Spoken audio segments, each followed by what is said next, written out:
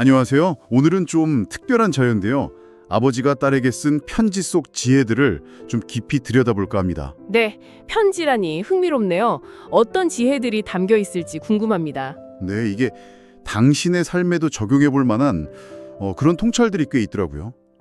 편지를 보면 딸이 앞으로 살아가면서 꼭 기억했으면 하는 뭐랄까 핵심 조언 3가지가 있어요. 3가지요? 어떤 것들인가요? 첫째는 가장 중요한 걸 놓치지 않는 법.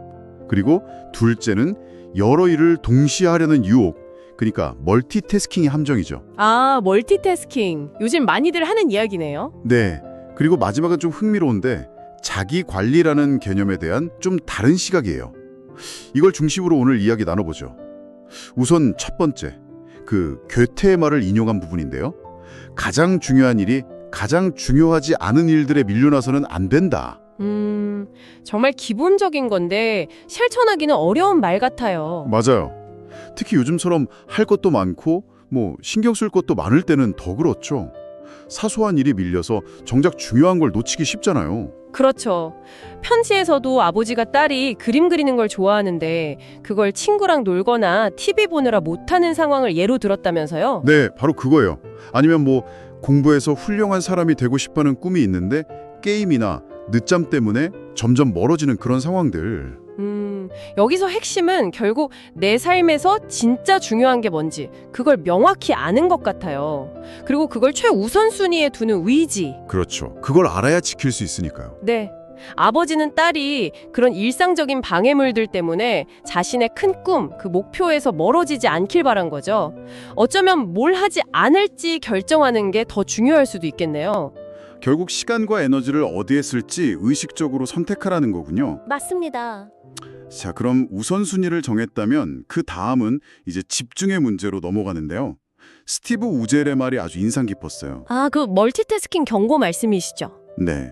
멀티태스킹은 그저 한 번에 여러 가지 일을 망칠 기회에 지나지 않는다. 좀 직설적이죠? 아, 네. 좀 뼈 때리는 말인데 근데 사실 공감이 많이 가요. 그렇죠. 이게 현대인들이 황에 빠지는 함정이거든요. 동시에 여러 개 하면 막 효율적일 것 같고 그렇잖아요. 네. 뭔가 더 많이 하는 느낌이 드니까요. 근데 실제로는 그 하나하나의 경험의 깊이나 질을 떨어뜨리는 경우가 많죠.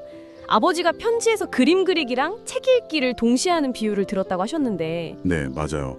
접시 여러 개 볼리려다 다 깨트리는 것 같다고. 바로 그거죠. 한 가지를 온전히 몰입할 때 얻는 그 즐거움, 또 성과, 그 만족감, 그걸 놓치게 되는 거예요.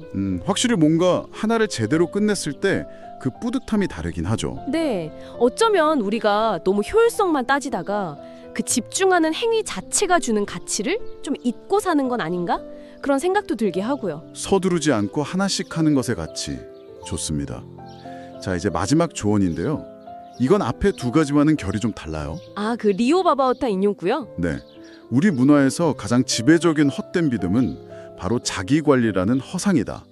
이 말 저는 처음에 듣고 좀 갸우뚱했어요. 자기 개발하지 말라는 건가 싶어서요. 저도 그 문장만 딱 보면 오해하기 쉬울 것 같아요. 자기 관리가 왜 허상이지? 하고요. 그렇죠. 근데 아버지가 덧붙인 설명을 들어보면 의미가 좀 명확해지더라고요. 이게 아마 그 끊임없이 더 나아져야 한다, 완벽해져야 한다는 사회적인 압박, 그런 거에 대한 이야기로 풀이하신 거죠? 네, 맞아요. 자기관리 자체가 나쁜 게 아니라 그게 막 스스로를 옥죄는 굴레가 되어서는 안 된다는 뜻으로요. 그러니까 우리는 뭐 로봇이 아니잖아요.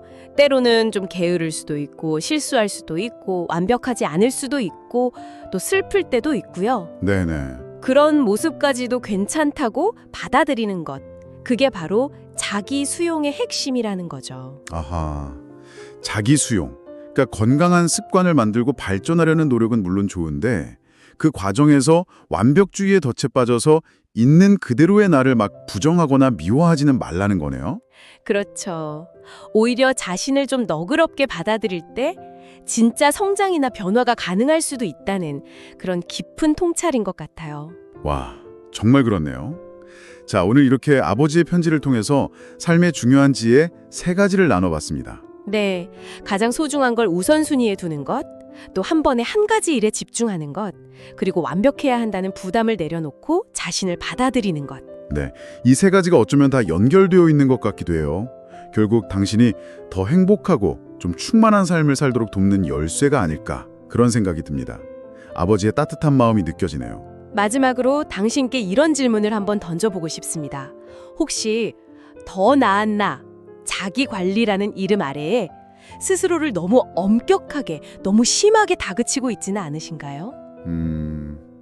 생각해보게 되는 질문이네요. 네, 당신의 삶에서 진정으로 소중한 가치는 무엇이고 또 그것을 위해서 충분한 시간 그리고 마음의 자리를 내어주고 있는지 한번 조용히 돌아보는 시간을 가져보시는 건 어떨까 싶습니다.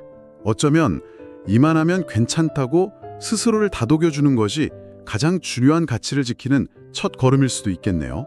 네, 그럴지도 모르죠.